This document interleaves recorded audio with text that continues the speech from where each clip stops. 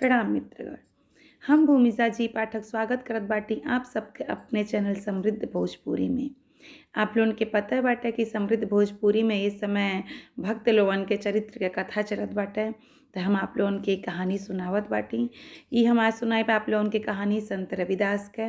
आप लोग अपने भी सुनी और आप लोगन से हाथ जोड़ के प्रार्थना बाटे कि अपने बच्चन के जौन आप लोगन के घरे छोट छोट लइके बाटे ओ लोगन के भी आप लोगन ये कहानी सुनाई।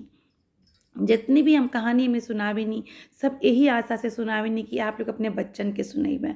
कहाँ कि हमन के तरानी तो उस समय टीवी मोबाइल बहुत कम रहल हवे, तो हमन के दादी नानी कहानी सुनावत रहलिन। अब बात एकल परिवार के भी आ गई कि सब बाहर रहेला अपने लइकन बच्चन के लेके, तो उतना समय मिल नहीं पावेला। लेकिन फिर भी शाम का समय निकाल के अपने बच्चन के ये महान भक्त जौन लोग पैदा भइल बा उनके चरित्र के कहानी आप लोग सुनाई। इससे जौन लाभ हुई वे आप लोगन के प्रत्यक्ष में दिखी और बच्चन के भी नैतिकता का लाभ हुई। बहुत सारा चीज़ सामाजिक व्यवस्था में समाज में के प्रकार से रहल जाला, हमन के यहाँ कैसन भक्त रहना है लोग, जौन ज्ञान के बात ही हवे बहुत सारा चीज़ के संस्कार बच्चन के अंदर आई। तो संस्कार भी बहुत प्रकार से बच्चन के अंदर आई, बहुत जरूरी हवे। और अपने यहाँ के ऋषि मुनि साधु संत के बारे में भी जानना बहुत जरूरी है। तो आप लोगों से प्रार्थना बा कि आप लोग भी सुनी और अपने बच्चन के भी सुनाई। एक समय भगवान विष्णु सोचना, आप लोग आनंद लें कहानी के। हम कहानी शुरू करत बाटी। भगवान विष्णु एक समय सुतल रहना, माता लक्ष्मी जी पैर चरण सेवा करत रहन उनका।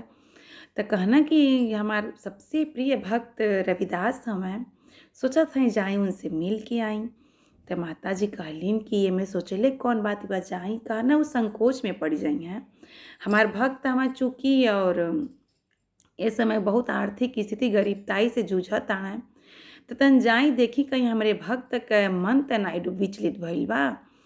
उ संकोच में ऐसे पड़ जाइए कि अगर उ जान जाइए हम आइल बानी तो हमार सेवा भक्ति करती परेशान हो जाइए। तो माता जी कहलिन तब का कर, मैं कहना भेष बदल के जाइब कुछ ले के जाइब उनके देवे कि ये गरीबी ये सबसे उन्मूलन करके उनके एक बढ़िया जीवन देवें। देखब वो आगे का करे ना। भगवान अपन भेष बदलना और ब्राह्मण रूप में पहुँचना। जौने समय ब्राह्मण रूप में पहुँचना वही समय उनका 2 साल का लड़का खेलत रहना है और ये पानी में चमड़ा भिगो के अपन काम करत रहना जूता चप्पल के। और इनके धर्म पत्नी जौन लोना रहलिन वो बैठ के अपन फाटल चुनरी सियत रहलिन। और वही समय भगवान पहुँचना, कहना जय हो संत रविदास की। संत रविदास निकलना, कहना बड़ी महिमा सुन ले बाटी, तो आज बड़ा दर्शन का अभिलाषा रहला तो हम आ गई नहीं। रविदास तुरंत चरण पे उनके गिर गए ना, कहना प्रभु इस समय हमारे हाथ अशुद्ध बाड़े, हम आपके दंडवत प्रणाम करतानी। भगवान आशीर्वाद दिया ना, कहना हम ईश्वर का एक ठो संदेश वाहक हई और भगवान तोहरे करती एक ठो पारस भेजना है। ई पारस तो कोनो भी चीज़ से छुआ देवा तो सोना का बन जाई, भगवान के स्मरण कई के। एकरे बाद तू अपनियो गरीबी से निकली ह। यहाँ पूरा अपन तू काम कर, जो धर्मशाला बनवाओ जगह जगह, हर जगह पानी के कूप खुदवाओ, गरीबन के सेवा कर, दुखीनन के सेवा कर, जे दवाई न ले पावते के दवाई दियावा। ऐसे मतलब जौन धन होला उससे पाप के भी काम होला, जौन धन होला उससे पुण्य के भी काम होला। तो तू पुण्य का काम करिए, पाप के काम में न लगइह। तो कहना महाराज हमारे हाथे में तो शुद्ध पानी लगल बा, देखा तानी हे टाटी में खोज दें। भगवान आई ना उनके टाटी में खोज दिया ना, फिर कहना अब हम चल तानी, प्रणाम कह दिया नहीं, वो अपन भगवान चली गई ना। ओकर 5 साल बीत गई। 5 साल बाद फिर माता लक्ष्मी से कहना तन जाई देखी आई कि का उ काम कैले बाटा। कलिन उते अब मायो से देख ले यहाँ से, अब हम बता दे तानी। तो कहना नहीं हम यही से अभी इतना देखनी ना यहाँ से, आ जाई देखी का कहना। भगवान फिर 5 साल बाद आई ना, फिर इनके मेहरारू झाड़ू लगाओ तरीन, लइका अपन खेलत रहल। आई फिर वह चमड़ा का काम अपन सियत रहना, जस का तस व्यवस्था। भगवान देखना आश्चर्य में कहना अरे बाप रे बाप। गई ना कहना कि जय हो रविदास की। रविदास निकलना फिर दंडवत प्रणाम गई ना, कहना कि प्रभु हमारे हाथ अशुद्ध बाटे, दंडवत प्रणाम स्वीकार करी।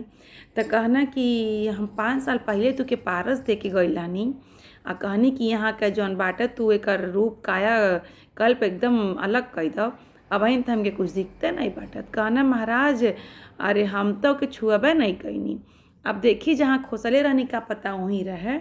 भगवान गई ना वहीं देखा ना भगवान तो एकदम अचंभित, कहना काहे तू छुअला नहीं के, खुद भी गरीबी से निकलल रहता, लोगन का कल्याण कैले रहता और भी अनेक प्रकार के कार्य है उनमें अपन कार्य कैले रहता। कहना कि प्रभु हम आज तक कोनो चीज़ के ऐसन हाथ नहीं लगौनी जे हमके लोभ में डारे, हम ओके का एकर गारंटी त कोनो रहल नहीं कि अगर हम ओके लेई छुई और सोना चांदी बनत जा त हम ओके अच्छे काम में लगाई, का पता उ मतलब खराब काम में लग जा, का पता हमारे हाथे से कोनो अनर्थ हो जा, हम यही डर के नाते कुछ छुअनी नहीं। भगवान बहुत प्रसन्न भइने और तुरंत ही अपने वास्तविक रूप में आ गईने। कहना रविदास बहुत भक्त हमार भइने, बहुत लोगन से हम मिलनी और बहुत लोगन के हम अपन प्रेम समर्पित कनी, लेकिन तू हमार इतना प्यारा भक्त हवा जे के कोनो चीज़ से लोभ नहीं हवे, जे के कोनो भी चीज़ भ्रम में नहीं डाल सकेला। तू सशरीर हमरे के यहाँ अइबा बैकुंठवासी होबा। भगवान बहुत प्रसन्न भइने उनके ऊपर, उनके आशीर्वाद दिहन कि जौने प्रकार से तू बाटा, कब तू वर मांगत ही कहना हमके वर में कुछ नहीं चाहिए, बस आपका भक्ति चाहिए।